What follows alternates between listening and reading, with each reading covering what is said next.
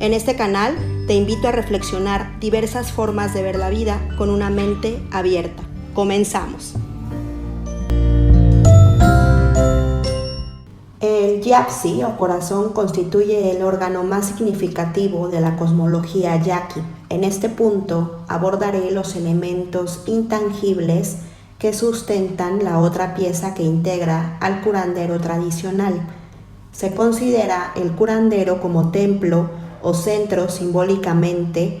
Dentro de él se encuentran el santuario y el altar, pero también se localiza un órgano que forma parte de la fisiología universal del cuerpo humano, que es el corazón. Culturalmente, este órgano contiene múltiples significados.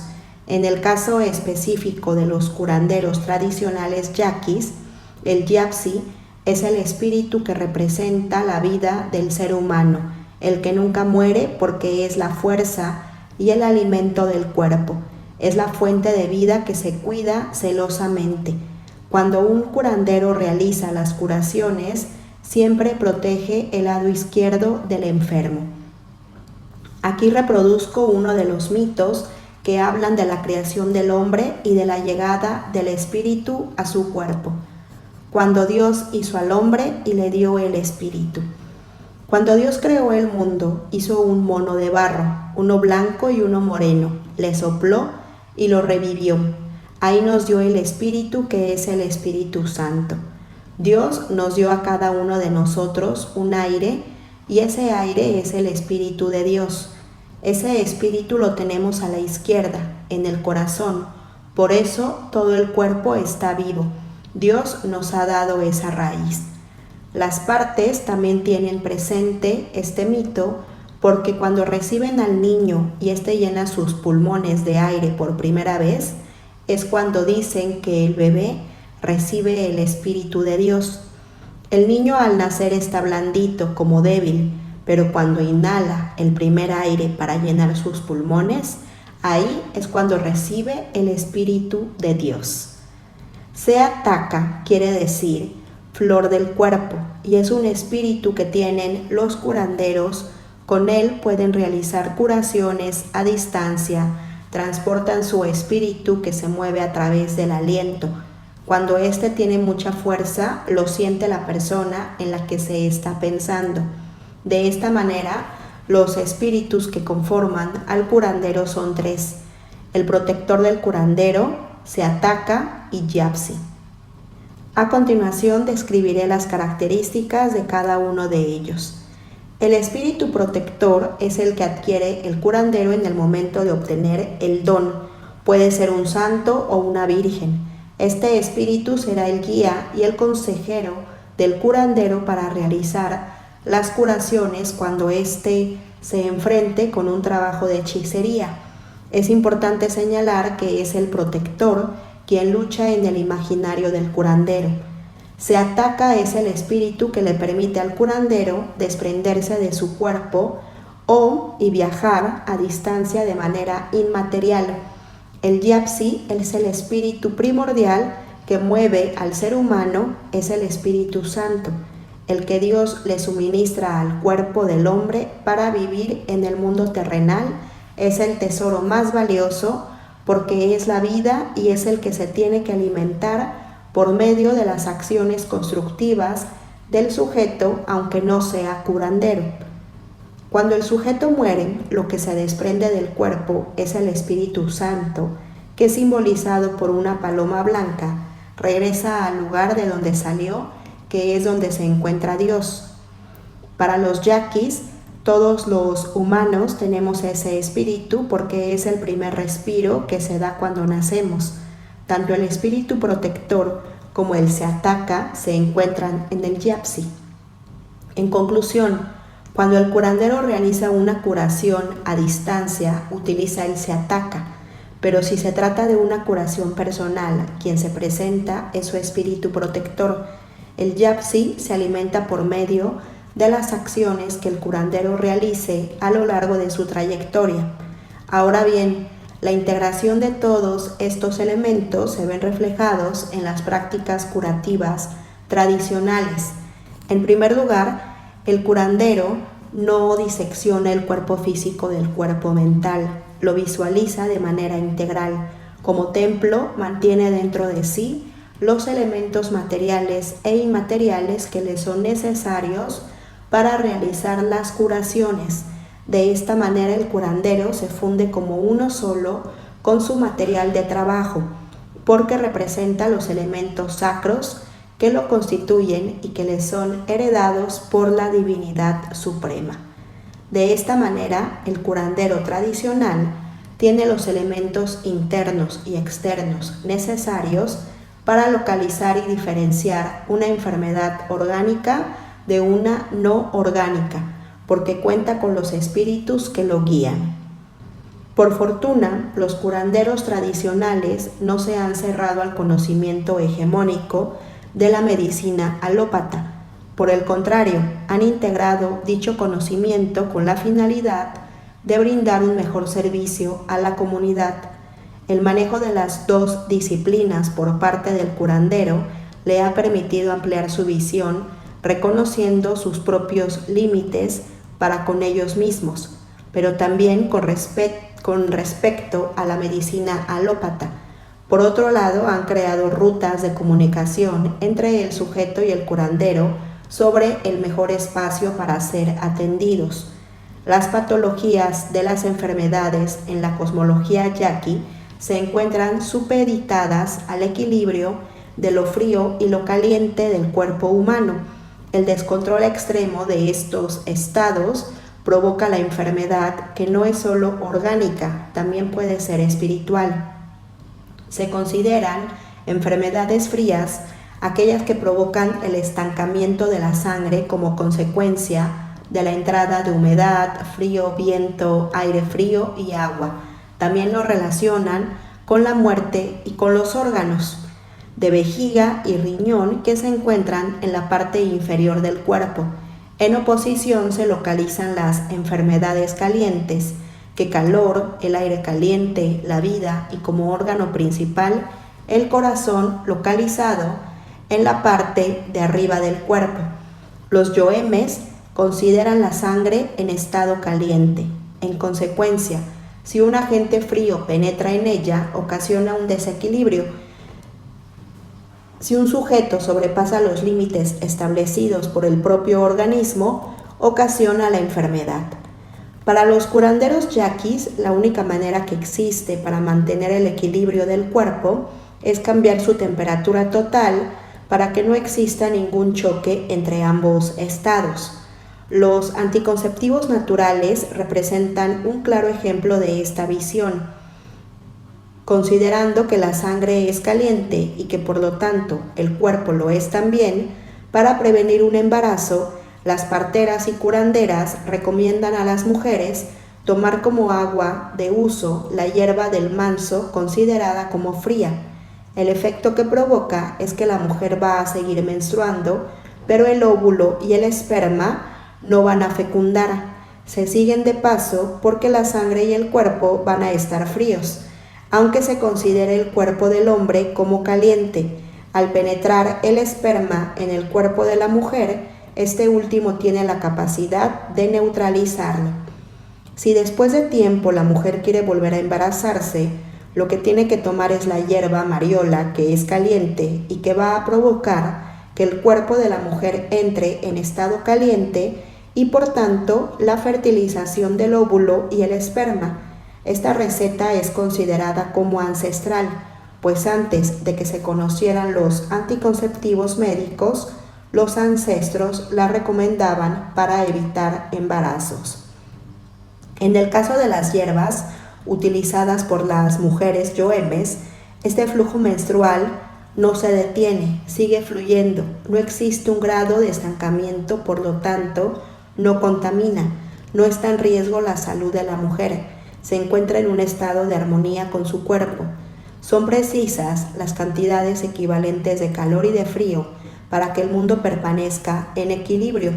Es un todo constituido por elementos vinculados unos con otros, de tal manera que el desequilibrio por exceso o por defecto en el lado de lo caliente o de lo frío en un registro implica normalmente una ruptura de equilibrio en el sentido inverso en otro registro. La armonía es necesaria para el buen funcionamiento del mundo. Nada debe pecar por exceso ni por defecto, pues tanto lo uno como lo otro aporta desorden. Esta armonía reposa fundamentalmente en el equilibrio de los contrarios.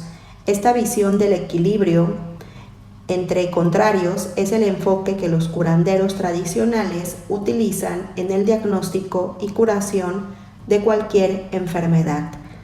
La diversidad de causas que provocan las enfermedades van desde desórdenes alimenticios hasta bloqueos emocionales. Las cualidades de las cosas y de los alimentos influyen en el cuerpo, dilatándose o contrayéndose bajo ciertas condiciones. Por ejemplo, los vientos pueden ser fríos o calientes y de acuerdo al estado en el que se encuentre el cuerpo, en ese momento se causa la enfermedad. La pérdida del equilibrio en los fenómenos de frío-calor en el cuerpo tiene sus efectos principalmente en sangre, estómago, órganos, genitales, coyunturas y en el espíritu. De esta manera, para los curanderos yaquis, la enfermedad se manifiesta a partir de la incapacidad que tiene el cuerpo interno por conservar el equilibrio entre este y el mundo exterior, entre lo frío y lo caliente. La ventaja del curandero sobre los otros sistemas curativos se centra en que no disecciona la mente del cuerpo. Para ellos, lo que le sucede a uno tiene consecuencias en todo el organismo. Los conocimientos adquiridos por el curandero tradicional con respecto a la medicina alópata le han abierto un canal de comunicación sobre las diferentes maneras de atender al sujeto. Ye-si-si-bo-mem es el nombre que en lengua yaqui se le da al hechicero o brujo y hace referencia a las características opuestas al itevi o curandero. Al Ye-si-si-bo-mem se le atribuyen los daños no orgánicos que la gente padece.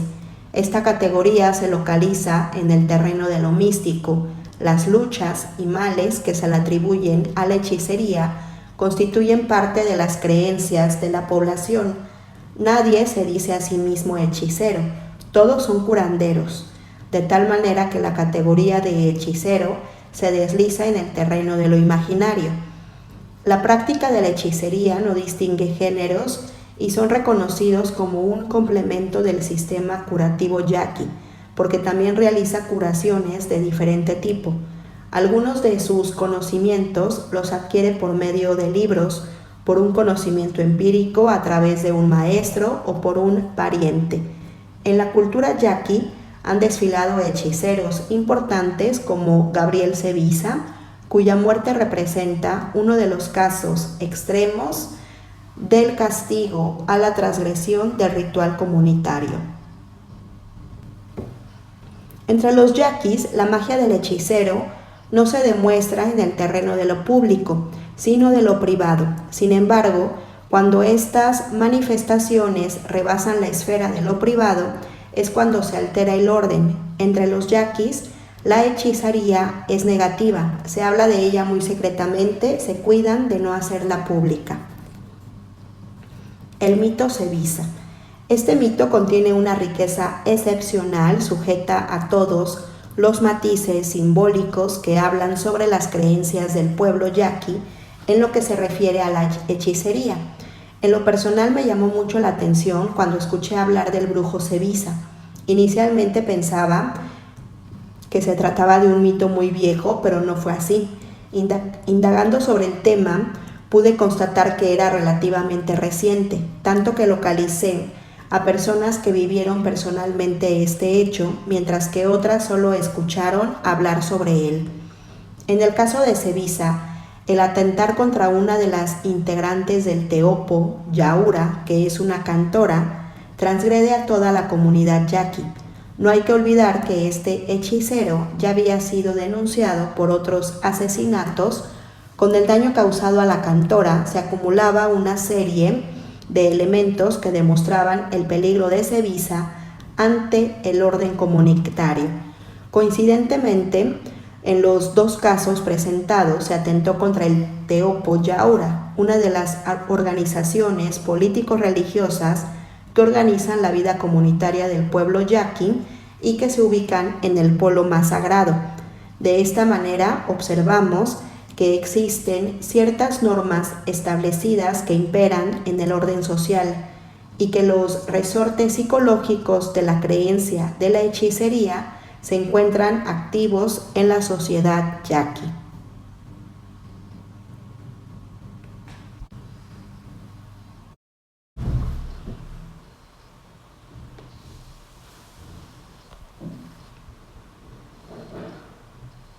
Los símbolos de identidad de la comunidad yaqui se encuentran constituidos por un nombre yoeme y a un estatus de parentesco.